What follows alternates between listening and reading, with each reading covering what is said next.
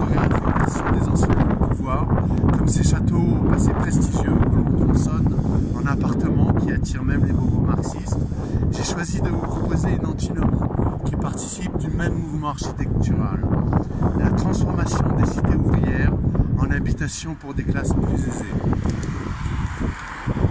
Ici, nous sommes sur le pont qui relie Boulogne-Billancourt ou Boulby-le-Petit Paris à l'île Seguin où était implantée une immense usine d'assemblage de voitures Renault. Pour vous situer la zone, sachez qu'en face, de l'autre côté de la berge, sur les flancs de Meudon, là-bas, habitait le resté contesté Céline, le chantre du bout de la nuit.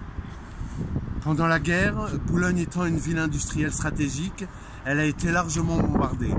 Au sortir de la guerre, on voyait à Boulogne d'immenses immeubles entièrement en ruine qui faisaient le bonheur des ferrailleurs, assis sur des montagnes de béton en tout genre et sous toutes les formes.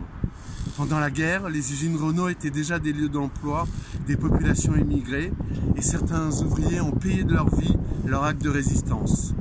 Depuis, Boulogne n'a jamais cessé d'être une mosaïque de peuples d'origines diverses, de catégories sociales dont aucune n'écrase l'autre d'aucune façon.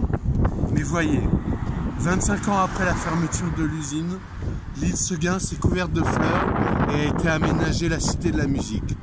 Un complexe architectural réunissant salles de concert, galeries d'art et magasins. À peine les anciens de Renault ont-ils eu goûté leur retraite qu'il semble qu'un engin extraterrestre a atterri sur l'île Seguin.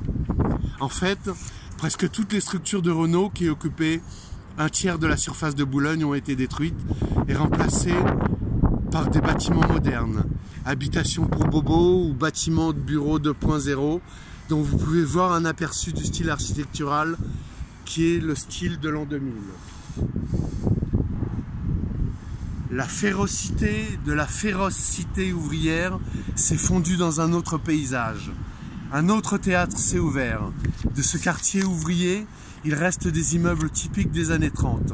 Et depuis plus de 40 ans, fait parler d'elle la cité du Pont de Sèvres de Boulogne, celle de Booba, par le son de Chantal Goya, Booba le rappeur.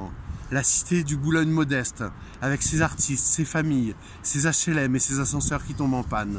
C'est là que nous allons, dans un appartement de cette cité, où pour faire contrepoint au lieu dans lequel vous êtes, je vous lirai l'histoire du revolver à cheveux blancs d'André Breton.